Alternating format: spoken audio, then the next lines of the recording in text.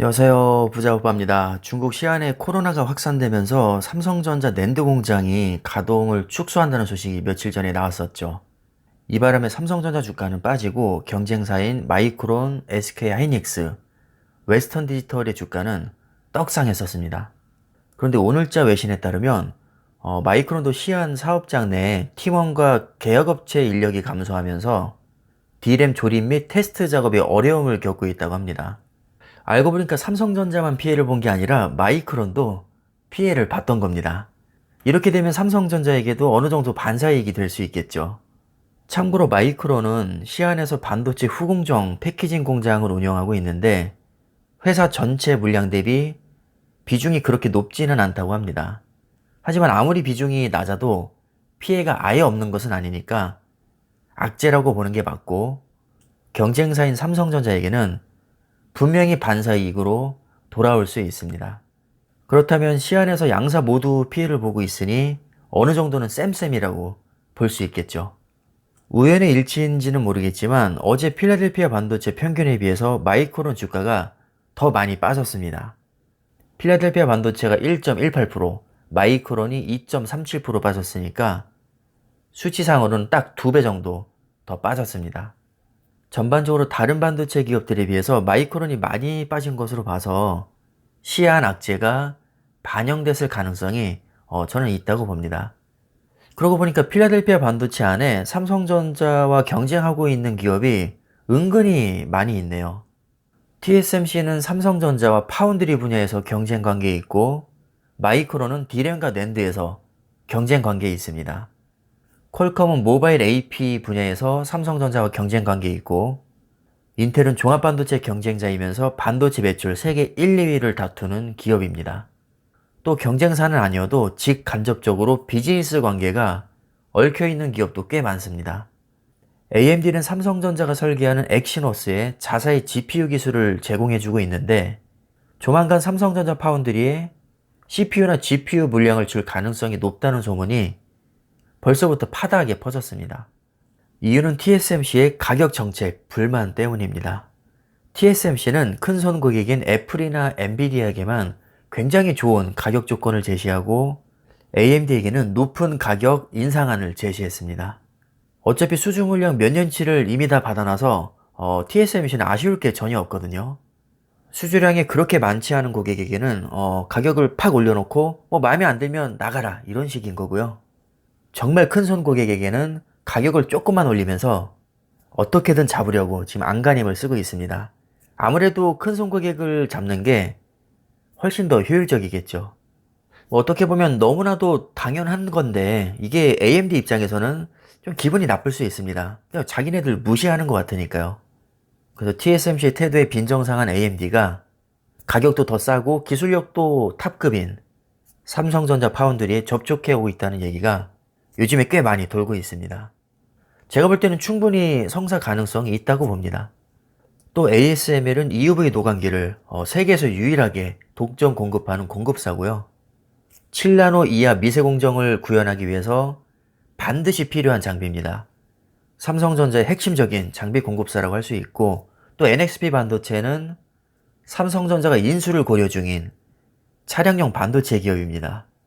램 리서치도 주요 장비 공급사 중 하나이고, 엔비디아로부터는 암페어 GPU를 이미 수주를 받아서 잘 만들어졌었죠. 하지만 엔비디아는 다음 세대부터는 TSMC에게 전량 위탁을 고려하고 있다고 합니다. 이유는 삼성전자의 수율이 낮아서 제품 공급이 원활하지 못했기 때문으로 알려졌는데, 본인들 기준에서는 마음에 들지 않았었나 봅니다. 그래서 규모도 크고 조금 더 안정적으로 공급해 줄 수 있는 TSMC에게 전량 몰아준다는 얘기가 있습니다. 또 마벨 테크놀로지는 SSD 컨트롤러 제조사로 유명한데, SSD는 낸드를 기반으로 만든 저장 장치입니다. SSD에는 낸드 플래시뿐만 아니라 컨트롤러도 반드시 필요한데, 삼성전자는 자체적으로 컨트롤러까지 만들기 때문에 마벨 테크놀로지와 경쟁 관계에 있다고 보시면 됩니다. 참고로 삼성전자는 낸드 세계 1위, SSD 세계 1위, 컨트롤러도 세계 최상급으로 평가를 받고 있습니다. 간단하게 한 번씩만 훑어봤는데도 정말 엄청난 기업들이 다 들어가 있죠.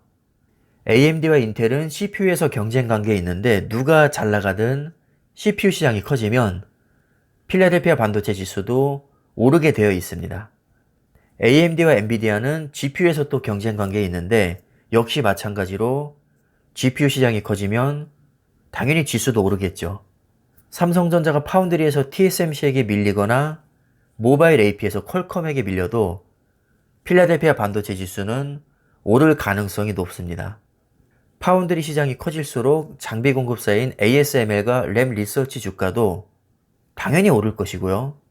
이 기업들의 주가가 오르면 필라델피아 반도체 지수 역시 덩달아 오르게 됩니다. 요즘 메타버스가 그렇게 핫하다는데 대장주인 엔비디아가 떡상하면 당연히 필라델피아 반도체 지수도 오르겠죠. 자율주행차가 많이 보급될수록 차량용 반도체 업황이 좋아질 테니까 역시 필라델피아 반도체 지수는 오를 겁니다. 이런 식으로 반도체와 관련된 다양한 섹터가 필라델피아 반도체라는 이 하나의 울타리 안에 다 들어가 있으니까 결국 4차 산업혁명이 본격화되면 필라델피아 반도체 지수는 우상향할 수밖에 없습니다. 그래서 저는 반도체 얘기가 나올 때마다 필라델피아 반도체를 많이 언급을 하고 있습니다. 한 분이라도 더 아셨으면 하는 마음에서요.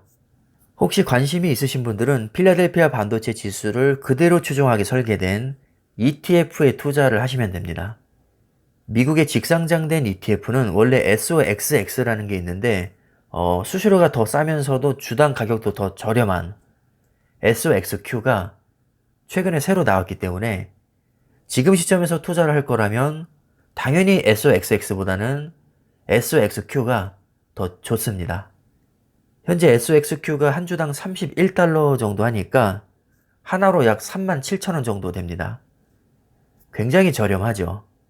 나는 필라델피아 반도체가 좋긴 한데 한 배수는 너무 싱겁다. 이걸로 언제 돈 버냐?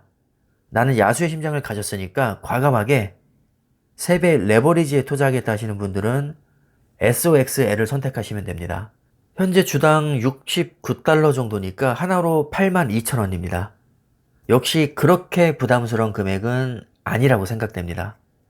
난 미국 주식 너무 어렵다. 해외 계좌도 개설해야 되고 달러로 환전도 해야 되고 밤늦게까지 깨어 있어야 되는데 나는 이렇게까지 투자할 자신이 없다 하시는 분들은 국내에서 그냥 원화로 매수하시면 됩니다.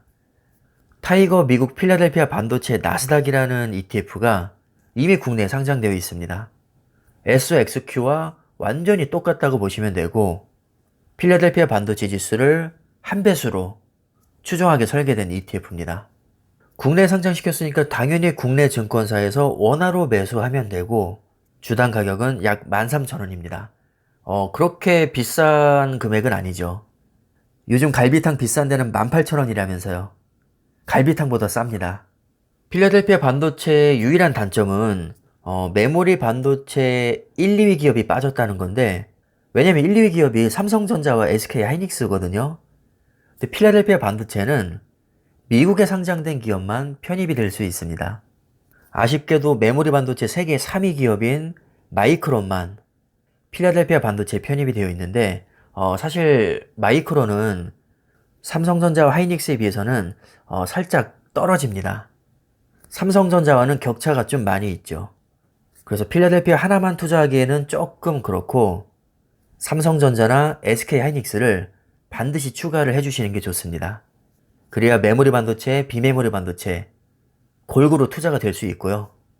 나는 국내 주식은 외국인들의 놀이터라서 싫다 하시는 분들은 그냥 필라델피아 반도체에만 투자하셔도 상관은 없습니다. 각자 개인의 선호도나 투자 성향이 다르기 때문에 무조건 이게 좋다, 이건 잘못됐다 이렇게 얘기할 수는 없는 것이고요. 각자의 취향에 맞게 선택을 하시면 될 것 같습니다. 삼성전자랑 마이크론 얘기하다가 갑자기 필라델피아 반도체 얘기가 나오면서 얘기가 좀 3000% 빠진 것 같은데 여러분들 투자하시는데 제가 도움이 됐으면 하는 마음에서 좀 자세하게 말씀을 드린 거니까 이 점은 양해를 부탁을 드리겠습니다. 자, 그럼 이번 영상은 제가 드리고 싶은 말씀 거의 다 드린 것 같으니까 이쯤에서 마무리 하겠고요. 올 한 해 고생 정말 많으셨고 2022년에는 다들 주식으로 대박 나시기를 바라겠습니다. 그럼 영상 여기까지 하겠습니다. 감사합니다.